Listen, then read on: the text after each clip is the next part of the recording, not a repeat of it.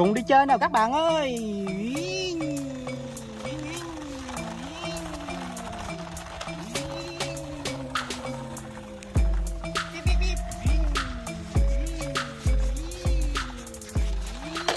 Các bạn ơi, hôm nay mình sẽ sử dụng chiếc xe máy xúc này để sửa chữa những chiếc xe đồ chơi bị hư nha.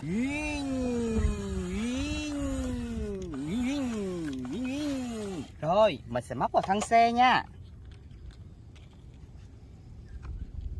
Đó, kéo ra nào.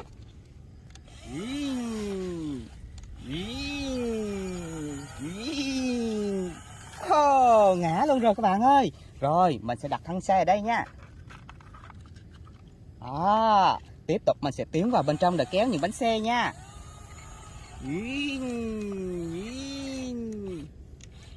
Kéo ra nào. Wow, mình sẽ tiếp tục đi lấy những bộ phận khác của xe nha.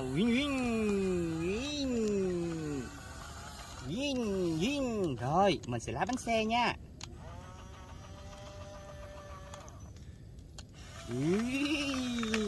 Wow, hay quá các bạn ơi. Đó, kéo ra nào. Cố lên. Cố lên. Xong rồi nha. Rồi, mình sẽ đặt bánh xe ở đây nha. Mình sẽ tiếp tục tiến vào bên trong nha. Bên trong mình còn một cái gầu ủi cát nữa các bạn ơi.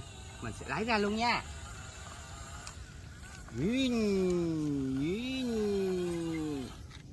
Rồi, cố lên nào.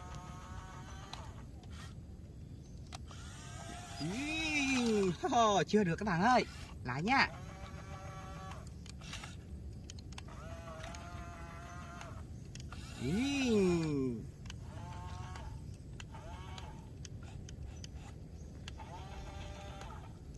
Cố lên, cố lên, cố lên.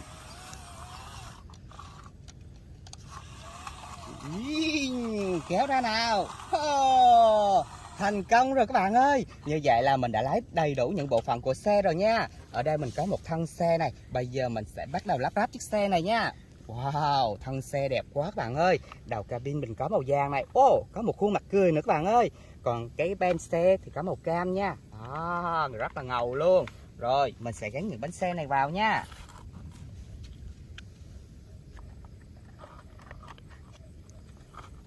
Kiểm tra bánh xe nha.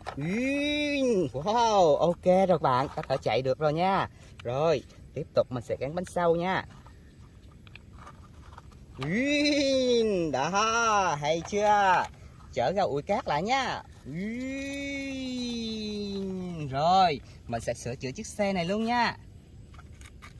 Wow, xong rồi này các bạn ơi. Như vậy là mình đã sửa chữa xong hai chiếc xe công trình rồi nha. Bây giờ mình sẽ cho hai chiếc xe này chạy đi làm việc nha. Wow, đây chính là món quà của mình này các bạn ơi. Sau khi sửa chữa thành công thì mình được nhận món quà này nha. Đó, một hộp quà rất là bự và đẹp luôn. Wow, ở đây thì mình phát hiện ra rất là nhiều vị siêu anh hùng luôn các bạn ơi. Bây giờ mình sẽ mở ra và cùng nhau khám phá món quà này nha.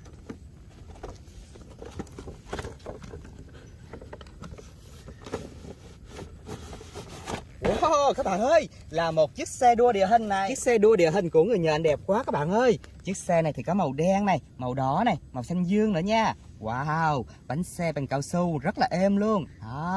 Mâm bánh xe thì có màu đỏ luôn này các bạn ơi. Còn mặt nạ của xe thì có màu xanh dương nha. Có hình con nhện nữa này. Wow, rất là ngầu luôn. Có tay lái này các bạn ơi. Đó, lái qua phải này, lái qua trái này. Rồi, xíu nữa mình sẽ lái cho các bạn cùng xem nha. Tiếp tục này. Wow, một cô đang điều khiển nữa nha. Đẹp quá các bạn ơi. Ở đây mình có những cái nút điều khiển màu vàng này. Đó, rất là ngầu luôn nha. Rồi, tiếp tục nào. Người nhện đây rồi các bạn. Wow, mình sẽ lấy người nhện ra nha. Đó, cho người nhện ngồi lên xe nha. Wow, rồi cầm chắc tay lái vào nha. Ok. Đẹp quá các bạn ơi. Tiếp tục nha. Ở đây thì mình có một cái hộp nhỏ này các bạn. Bây giờ mình sẽ mở ra xem bên trong là gì nha. Một cái sạc pin này các bạn ơi, có màu trắng nha. Còn đây là 3 cục pin này. Đó, bây giờ mình sẽ đặt vào chiếc xe nha. Đây, kết nối là các bạn ơi. Mở ra nha. Bên trong có pin sẵn rồi các bạn ơi. Như vậy là mình không cần phải bỏ pin vào nha. Đóng nắp lại này. Rồi mình sẽ cất những viên pin này nha. Bây giờ mình sẽ hoạt động chiếc xe này lên và cùng nhau chơi nha. Ở đây mình có một cái nút on này các bạn ơi. Mình sẽ gạt qua nha. Đó. Ok rồi. Mình sẽ ấn cái nút này thử nha. Chạy tới các bạn ơi. Nút này nha. Chạy lui này. Hay quá các bạn ơi. Rồi mình còn 2 nút nữa nha. Là nút cua này các bạn. Đó. Cùng đi chơi nào các bạn ơi. Wow. Người giờ lái xe rất là hay luôn nha. Cua lại nào. Quá là hay luôn. Chạy nữa nào.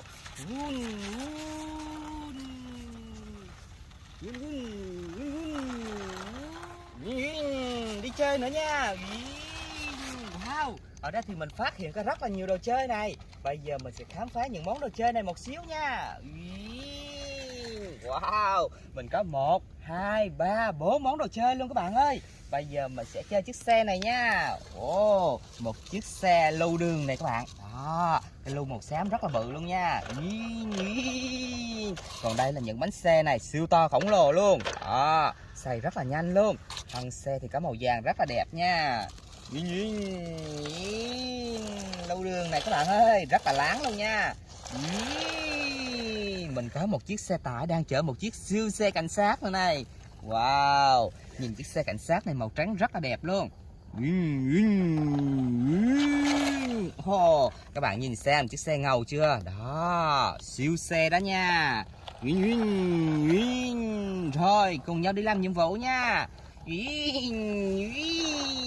Wow, một chiếc xe rất là bự luôn. Đó, đây là một chiếc xe cứu hỏa than nha. Wow, chiếc xe này thì có màu đỏ này các bạn ơi, màu xám này và màu trắng này nha. Có một cái thang rất là dài luôn. Mình sẽ mở thang ra nha. Đó. Wow, dài chưa? Xây nha. Wow, âm thanh rất là ngầu luôn các bạn ơi. Rồi, mình sẽ gấp thang lại nha. Đó. Wow, động cơ còn rất là mạnh luôn. Mình sẽ cho chiếc xe này chạy đi làm nhiệm vụ luôn nha. Wow. Còn đây chính là một món quà rất là yêu thích luôn các bạn ơi. Một hộp đồ chơi rất là đẹp luôn nha. Đó, rất là nhiều màu sắc và hình ảnh luôn nha. Wow, thích quá các bạn ơi. Mình sẽ mở ra xem bên trong là đồ chơi gì nha.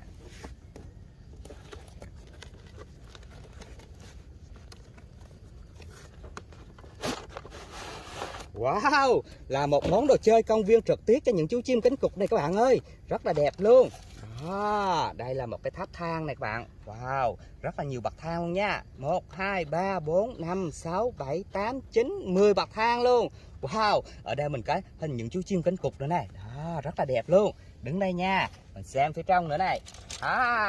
Bên trong mình có những cái ván trượt này các bạn ơi. 1 cái nha, 2 cái này, 3 cái này. Wow, vẫn còn nữa này các bạn ơi. Đó, mình sẽ đổ ra nha. Wow, có những cây cờ này các bạn ơi. Này, 1 nha, 2, 3 cái cờ. 3 chú chim cánh cụt luôn nha. Một chú chim màu xanh dương này, một chú chim màu đỏ này. Và một chú chim màu đen nha. Bên trong mình còn một logo rất là đẹp luôn. Đó. Rồi, bây giờ mình sẽ lắp ráp thành một cái tháp trượt để cùng nhau chơi nha. Đây. Mình sẽ chọn một ván trượt trước nha các bạn. Đó. Mình sẽ gắn vào nha.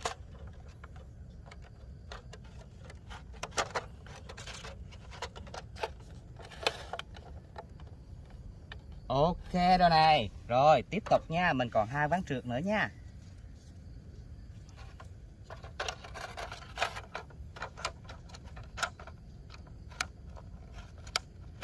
Đó. Gắn vào đây này. Ok. Mình còn một cái nữa này. Mình sẽ gắn vào luôn nha.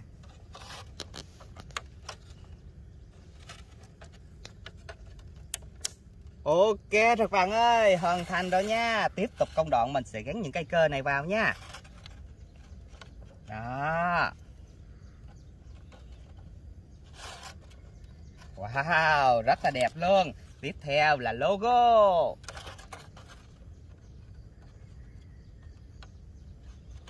Wow, hay quá các bạn ơi.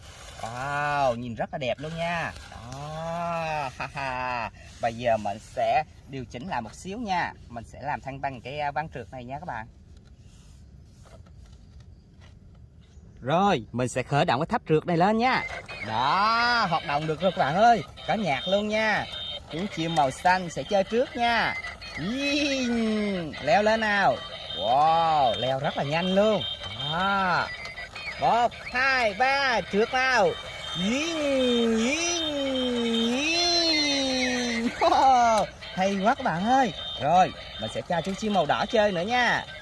Đó, leo lên. Cùng nhau đi chơi nào. Oh, hay quá các bạn ơi. Rồi, tiếp tục nha. Mình sẽ cho chú chim màu đen cùng nhau đi chơi nữa nha. Đó, leo lên.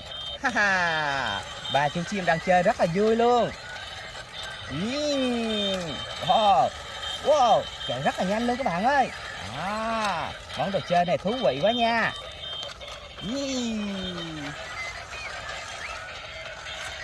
Tiếp tục nào. Leo lên. Ha ha. Ba chú chim này đang chơi rất là vui luôn các bạn ơi.